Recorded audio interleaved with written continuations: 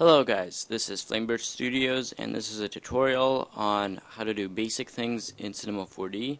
So this is like a beginner's tutorial to getting started and learning what different things do. So just open up Cinema 4D right here or wherever you got it saved. Well, like whatever location is up. I got some random thing not working. Some plugin that I tried. So first thing is to move around the scene, to like spin around, hold Alt on your keyboard, and when you click around, your thing will rotate.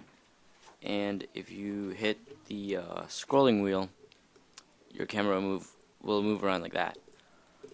You can also just go over here and just do it like that. So this is how you move the camera around, which will probably be pretty useful when you're doing things like that. When you're going to be doing things. So now I'll show you. This is your the part of Cinema 4D you'll be using when you're rendering things. So this is to render what's in the view. This thing, when you hold it down, you can render a region and choose other options that you don't need to know yet, because this is just getting started. And this is very important. This is the render settings. So under the output, you can choose the size, the height, well, the width and height. So like you wanted to make it 720p, it's going to be 1280 by 720. And you can choose, if we're rendering just a picture, you'll use current frame, and you could choose which frame, like 1 to 1 or like 20 to 20. That'll be one frame. All frames or preview range, which is how much you have in a preview, or you could go to manual and be like, I want to render from 10 to 20 frames, so that you will have a 10 frame whatever you have in your perspective window or your camera. So this is what this does. Fields, that's if you know about movies and film and stuff. Some TVs take upper field first and some take lower field first. If you're on a computer, you're probably going to have to use none, because it's yeah, very descriptive. Okay, save. This is pretty important because when I first started, I would mess up my whole desktop because I had an image sequence selected. So you probably know TIFFs. It's pretty much like raw pictures. You can also use PNGs, JPEGs, and things like that. I would suggest you use QuickTime Movie because it renders with a empty background with the alpha channel. If you don't have QuickTime Movie here, all you need to do, it's really easy, just go here and just type in QuickTime Player and just install it. It's free. I have no idea why people don't know about it, because every time I make someone an intro and they're like, why is it in .mov file? And I have to explain them, and then they keep asking me if it's free or not, and then I just end up sending them a link and just telling them download it. So, and to render with an alpha channel, you have to choose this selected. What that means is, if you have a cube and you want to render it, anything you see over here that is not a cube, it's going to be empty. So you don't need any green screening or anything like that. Because I've seen people put a green in the background and then render it as an AVI movie, and I'm like, why would you do that? And right now, if you'll hit this to render, it's not going to render anywhere because this is the file location. So you have to choose where to save it, and I'm just going to save it on this hard drive. I'll call it starter test. So on that H drive, which is my hard drive, there's going to be a file named startertest.mov, because that is the QuickTime Movie format. There's also compositing project files. You don't need to know about that yet. We'll go into that in the next tutorial. Multipass, that will also go for the next tutorial. This is more advanced options that you don't need to go into yet. So anti-aliasing, that is pretty important. So I use best and minimum is 2x2 because what that does, if you play video games on a PC, you probably see that in the settings as well. Anti-aliasing, what it pretty much means is, I could probably find an example. I probably misspelled it. There we go. I'm typing far away from the keyboard. Here we go. There was a great example right there. Let's just go. Sorry. Okay. You could just. Oh my god. I'm so sorry. Okay. You know what? Okay. So when you have nothing selected, you're gonna see that the pixels, they're gonna be really sharp, and so if you have a sphere, it's gonna be like a pixely looking sphere, and if you choose anti-aliasing to go higher, it will look smoother. So as you can see here, it looks kind of like a straight line, and the other one looks kind of boxy. So that's what that is. So the higher it goes, the better. You don't need to know these. Okay, so this is what is probably good for beginning with Cinema 4D.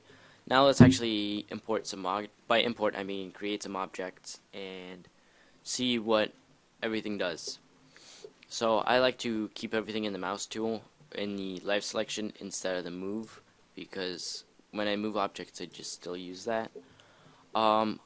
Let me go through the tools first. This is the move, to move around, select things. That's what this does. The move tool moves things around. That's all it does. It just moves things around. This is the scale.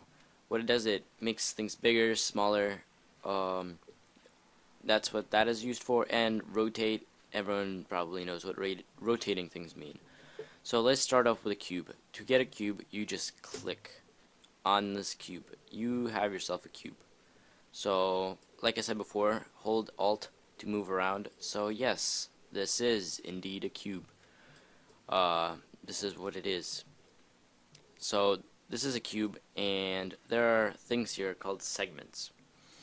This is how many segments you would want for each thing. You can go up, down, and the higher you go, the much slower your whole computer will be running, because it will need to not render, but calculate all these things. And I usually go into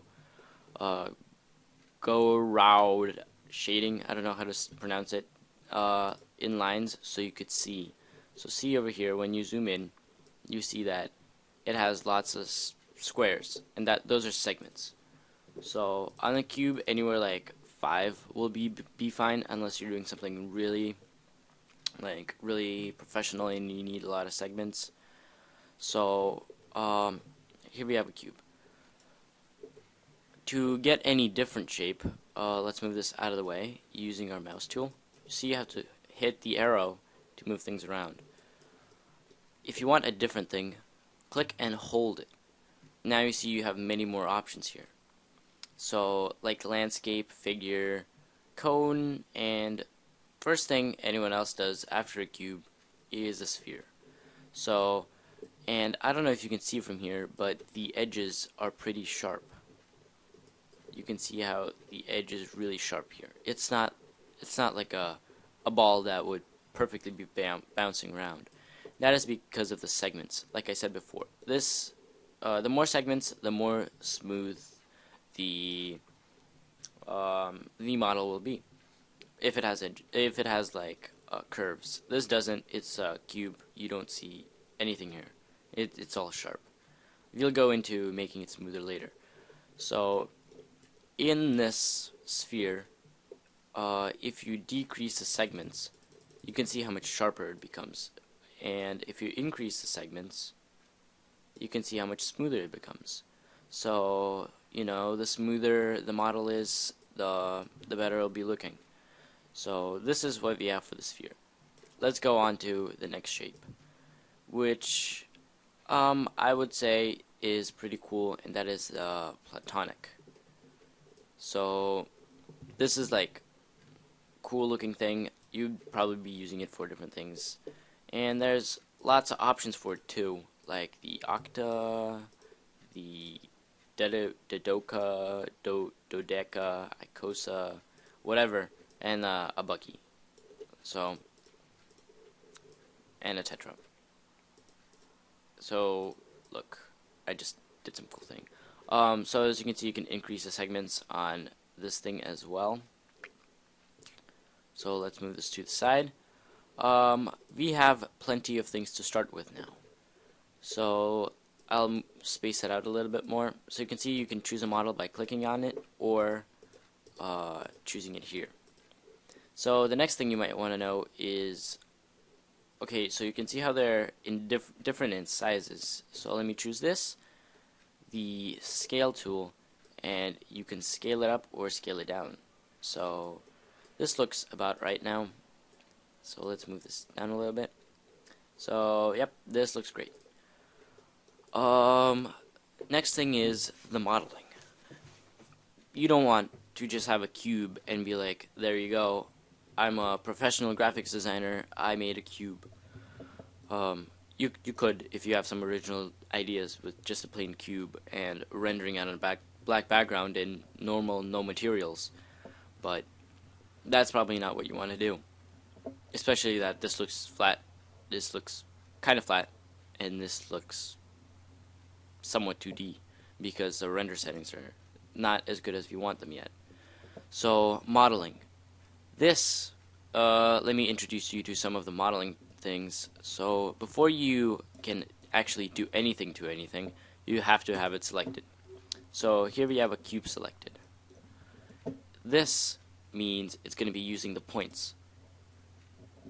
Each, as you can see, each of these, where the lines intersect, it's a point. As you probably learned in math. Lines intersect and they make a point.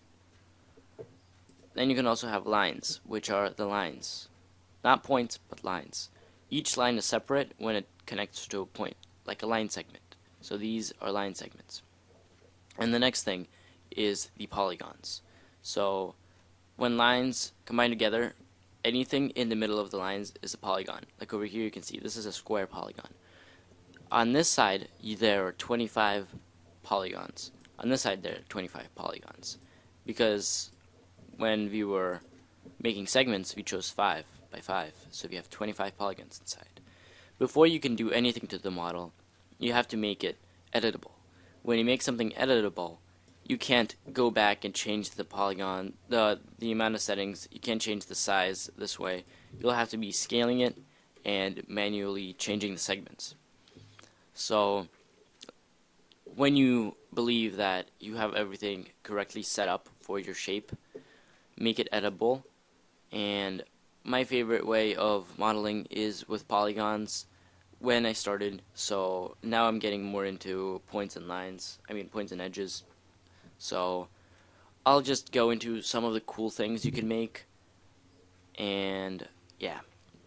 So when you have this selected, you can click and choose different polygons, or you can click and drag, but make sure you do have the live selection tool selected, because if you have the move selection tool, which I don't like it for, when you click you drag it away and yeah, you made something weird. I mean, it could be cool at first, but this is probably not what you're looking to do. So live selection tool, and I'll just choose these. When you hold shift you can choose multiple things. So I'll hold shift, and when you select something you don't want, when you hold control and you click on it, it will be deselected. So let's just select all these sides here. Oops. Be sure not to touch the arrows. So I selected these. So what now? Well, when you right click somewhere in the empty space, you get you get all the different things you can do with what you have selected. So you probably don't need these yet. The only thing you'll be messing around is these 5 different options. Bevel, which is like extrude, except it increases or decreases the size. Extrude inner, which you will probably love the most. Matrix extrude, which gets pretty confusing because you'll have to go to the settings and change things. And smooth shift, which is good for the edges. So let's choose extrude inner. So what that does, when you touch somewhere that is not a model and you hold it, you can see that it goes in and it comes out. Like, it gets bigger and it gets smaller, the selected size. So let's say I want to just make it a little bit smaller like this. There you go. That's all it did. It chose your selection to the whatever you just chose. Next thing is the extrude. What that does, it pushes the thing in or pushes the thing out. So when you hold, click and drag, you see that, whoa, this is pretty cool. Look at this. I already made something. So when I'm messing around with cubes, I usually like to push it in a little bit. Not too much. I don't want to go like this and push it back out. I push it in like this. So this looks pretty cool. Quite simple, but still pretty cool. Now when you right click, you can choose extrude inner again. You can extrude a little bit more. Extrude in here. And then you can just mess around a lot. You can create some pretty cool things. And so you can see you just made a cool looking thing. So here, if you mess around with a cube, you can see what you can do on the cube. Sphere is kind of fun, but this will be really exciting. So here we have a sphere. Let's make it editable like before. Choose polygons. And so if, let's say you wanted to make like a Pokeball kind of thing, and you don't want to go around like this and just selecting it and taking it forever and then noticing that you messed something up and going to fix it. So let's say you don't want that, because that would mess everything up. There's a shortcut. When you hit U and L on the keyboard, it chooses a loop. So let's say you want to cut it in the middle somewhere. So let's choose this, this, and this. So you just chose right in the middle, all the polygons, 360 degrees. Also, let's say you kind of want to mess around and do it this way too. So here, here, here. So you got some pretty cool shape. You don't know what it is yet, but let's use what you learned before with the extruding inner and just extruding. So I don't want to really do anything with the inner ones yet. So let me extrude it out. So, whoa, look at this. This looks pretty nice. And then extrude inner. Extrude it like that. I don't know why this got messed up. Yeah, I don't know what's wrong with that. Acting a bit weird. So sometimes you'll get some weird things. So I'm just gonna go ahead and take these because I just got a better idea. Extrude inner, extrude a little bit, and make it go in. Extrude a little bit more.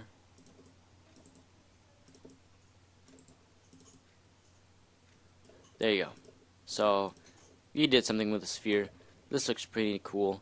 Probably not the best thing that you wanted, but still, this is pretty nice. Now let's go to the platonic. So we made it look like a triangle, and you can choose a different amount of segments. I thought this would look cool with whatever I'm going to do right now. So let's make it editable. Go to polygons, and I'll choose these, the inner things that got created. I'll keep it on the bottom, not selected. So we got this. Now when we go to extrude inner, they extrude like this, which I think would be pretty cool. So let's go in like that. Extrude it in. Actually, this would be pretty good. Next thing is, I want to have these glow eventually. So I'm going to go to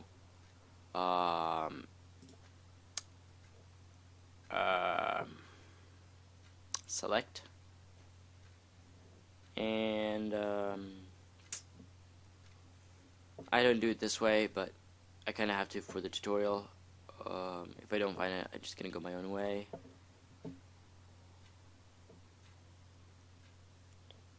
Okay, I'm just gonna go my own way.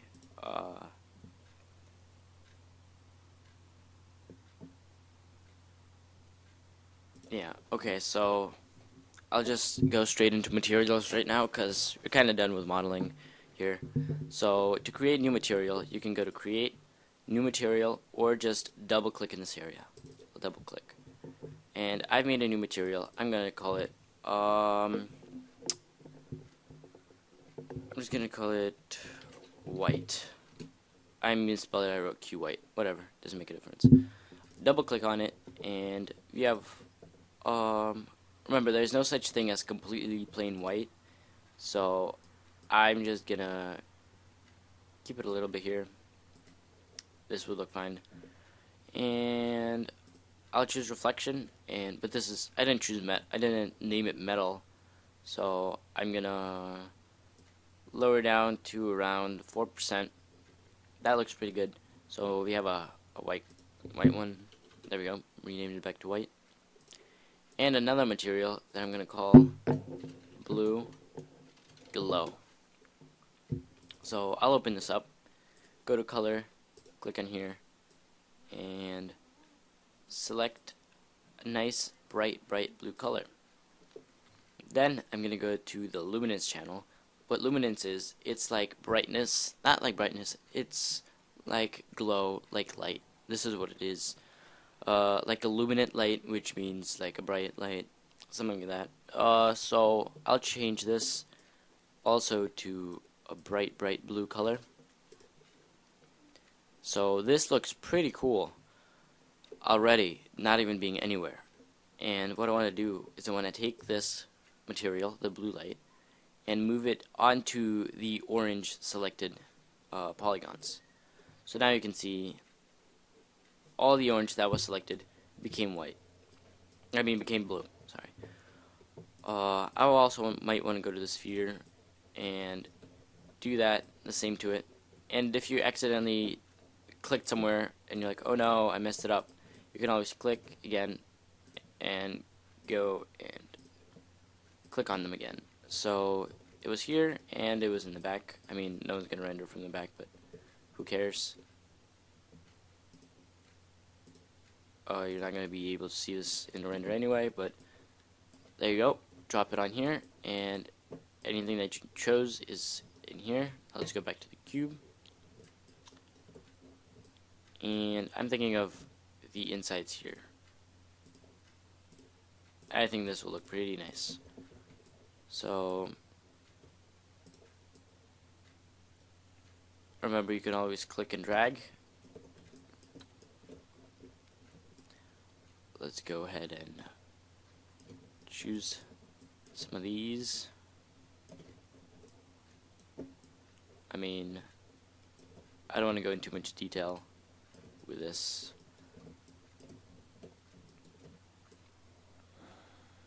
There we go. This looks fine. Now click and drag it on here. So here we have 3 different things. Let me move them closer together because we're not going to be modeling anymore, so we don't need as much extra space. So let me put this all in the center. This looks about right. So now when you hit render, you can see that it looks really bad. There's nothing cool about it. And that's because we don't have any light set up. There's nothing making any shadows. We don't have anything casting reflections. So this isn't looking any good at all right now. So also, we don't have the white material applied to the other objects. So what we need to do now is just apply it on top, and then take our blue and put it behind, well, it actually is on top, but to us it looks like it's behind the white material. So now it's on top. And when you render it, it still doesn't look any good because, again, we don't have anything in the scene. So let's make a new camera. You can just click on it and it will choose whatever is in view right now. So now when you move out of the way, you can see that there's a camera sitting here. And to go to the camera, there's a little button that looks like I don't know if I can't zoom it in here, but it's like a black square. And when you click on it, it goes to your camera. So this is really nice. Now let's go and make some lights. I'm gonna make a new light. I will click and hold and choose area light. And I will back it up a little bit, make it a little bit bigger. There are squares, orange squares, and if it's not working for you, you can go into the details and manually fix it right here. So I'll just make it 600 by, I don't know, 300. And I will copy and paste it, Control C, Control V. Then we'll move one light here, and then the other light here. I will take the rotation tool, and I will rotate it so it's facing, so it's going to be facing the thing. I'm going to go to one of the lights, go into General, Shadow, Area. I'm going to click on the second one, and do the same thing. So it's in General, and it's under Shadow, and you choose Area if you can't find it. So let's go to our camera and take a look at what it looks like now.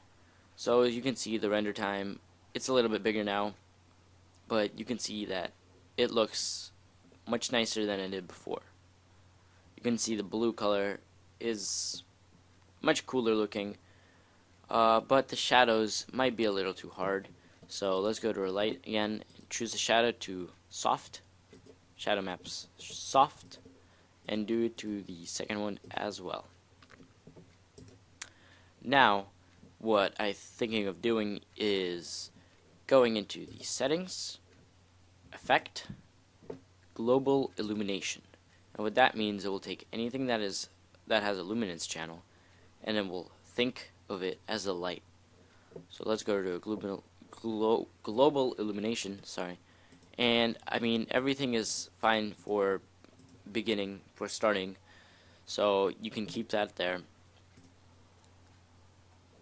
And if you turn off the lights, these check marks, when you turn that off, it means you won't see it. So when you render it, you can see that the blue is casting the lights.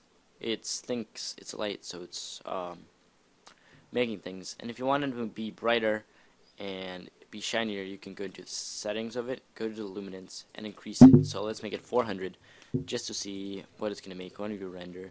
So when you render, you can see it's super bright. You can see the reflections now in the white material, and this is looking pretty cool. And you can even go to like 800 and just go crazy and just mess around with everything and do whatever you want. But this tutorial is about trying a little bit of everything. So let's turn the lights back on. Go to our lights. I'm going to change the intensity to 40% on one and 40% on the other. Also, no light is completely white. It either goes a little bit colder or a little bit warmer. So the one that we have here, the one on the right, I'm going to go into the color. I'm going to go into the orange and choose just a little bit. Not too much, just a little bit. Now on the other one, I'm going to go to the colder colors, like the blues, and choose a little bit of that as well. Like in movies, in color, when you're doing color correction, in like action shots, you might notice that it's green, like a greeny tint to everything, when also a lot of movies use warm and blue colors mixed together to make a nice looking render. Well, not render, a nice looking color correction. So that's kind of what we're going for here. So when you hit render, you can see that it has a warmish tint on this side and a colder tint on this side. Maybe you don't see it as well, so let's change the intensity to 60 on one and 60 on the other. So let's render and take a look. So as you can see, this is what it looks like right now, but you don't see any reflections. And we all know that you want reflections. You want nice looking reflections. You want cool looking things. So this is where you go back to modeling. Let's go to the cube. Make sure you uncheck your camera so that you won't be moving your camera around. Let's go in here. Let's go in line. That's when lines come in. So does UL work for it too? UL works. Alright, so hit UL on your keyboard and choose the edge. Hold shift, choose all the edges possible. By edges I mean anything on around the thing, not every single line, because that won't be really good. It would kind of look weird. So right click and choose, trying to find it, bevel. Now when you click and drag it, you can see that it makes like an edge here. Now I'm going to hit Control Z and also subdivision it by 2. So now you can see it makes it, there's more subdivisions on here. So if we render it right now, you might notice there would be slight reflections on there because there are more subdivisions on the edge, and you can see that the light has a variation when it goes on the thing. So that's kind of what we want. So let's also go UL and choose this one because that's what we see, and do the same thing. Bevel, just a little bit.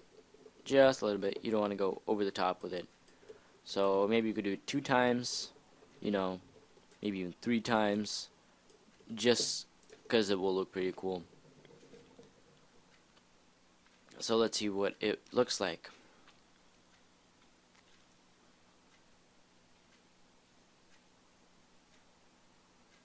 So there you go. You can see that there are steps going here.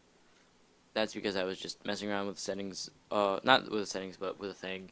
But I think this looks pretty nice. This looks pretty interesting. It looks like steps.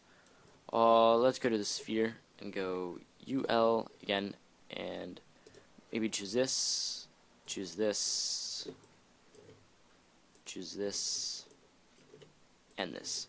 It goes into here too, but I mean I don't really care about this right now. So let's go back to bevel and extrude it just so it goes like that. And I kind of like the way this makes it here. I think that looks pretty cool. I wonder if I can go to polygons. No, I can't do that. Well, alright. So, and also let's go to our photonic UL, and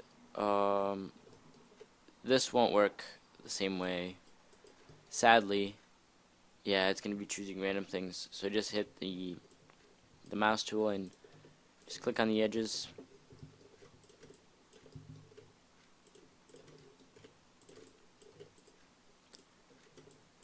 Or remember, if you choose something you don't need, you can hold control and get rid of it. So this is what I need because that's what I see. So let's go back to bevel and extrude it. So now when you go to our camera, we can render it and we can look at what is happening. So now you can see there are much nicer reflections over here. You could see it on here the most. And maybe I'll just go to the white color settings and increase the reflection to 10. So when I render, I might see a little bit more. So now you can see a little bit more details, but still it's not fancy. And that's because it doesn't have anything to reflect it off except these lights, which are probably not the best choices for making different reflection things. So here's what you can do now. You can hold this, which looks like a random floor, which is kind of what it is, and choose sky. Now right click on sky, go to Cinema 4D tags, compositing. So Cinema 4D tags, compositing. Now we'll hit on it and uncheck seen by camera, because you don't want it being seen by camera. Now make a new material. Double click on it, uncheck color, and uncheck specular. Go to luminance and check on luminance. Open Google and just type in Studio HD HDRI. And what that is, it's a 360 map of uh, a specific place. So I find this, and I mean, this looks pretty cool. I might want to try this. This looks pretty nice. It looks like a room. My internet's really slow. I'll pause the video and then just come back after I downloaded it. All you need to do is just download it and go to and save it to a location that you know where it is. Alright, so let's go back. I just saved the thing into my downloads folder. So in your Luminance channel, there's a thing called texture. And on the very right, you're going to see 3 dots. When you click on it, you get to choose a specific location. And I saved it in downloads, so go to downloads. It was called named red something something something something. I don't really remember, so I'll just click on that and hit yes. And yeah, this is the thing that I downloaded. This is what I was looking for. So you have this. This looks fine, even though the resolution is really low. For this tutorial, I don't really care. I suggest you having pictures that are at least 2,000 pixels. Otherwise, your reflections are going to look really low quality, unless you have blur on your reflections, which that would be fine. So now take that material. Let's give it a name. Call it HDRI, and throw it into our sky. You won't see anything happen because we made it not visible. But when you render, you are going to notice not much because we need more reflections. Let me just go and make it 50 so I could actually see something. And when you render it, you should see, there we go. Now you see that there are really cool looking reflections. Your render turns out pretty nice. You don't see much on the triangle because it's mostly flat. You don't see much variation. So that's what it looks like. And spheres look the best because they're very round. You get to see much reflections, especially of the square that is on the right over here on the side. So I want to kind of make this darker, so I'll just intensity of the lights to 20 and the intensity of the glow to around 250. So let me take a look at this, and there we go. It's a bit darker. I think it looks nicer, so there you go. This is what this looks like. Now if you want to go ahead and render it to do some post work or just upload it to your DeviantArt, Facebook, whatever, go to your settings, go to your save. You chose where to save it, like we did in the beginning. I want to make this one picture. One picture. I'll choose JPEG. Actually, I'll choose PNG. JPEG's very compressed. I don't like that. I don't need an alpha channel because I'll be just showing you right now. And when output, make sure it's one frame, like current frame, or else it's gonna mess everything up. The picture's gonna go all over the place. You're not gonna like it. If you'll go into sequence rendering later, PNG sequences and stuff. So yeah, now that you have that ready, click the middle button. What that will do, will render the thing into the location, and the name will be the name you saved it at and the frame that is saved at. So here we have it saved. Now you can just go to my location. I'll make that full screen. Go to my location, and it was called start test something. Start test? Yep, starter test 10. So there we go. It's right here. Now I'll click on it and it opened up on my other monitor. So here you go. This is the thing. Hopefully you found it helpful. I will be making more beginner tutorials, so anyone who's not used to Cinema 4D can start and get a hang of it, especially that the new After Effects will come with a light version of Cinema 4D, so that would be pretty helpful.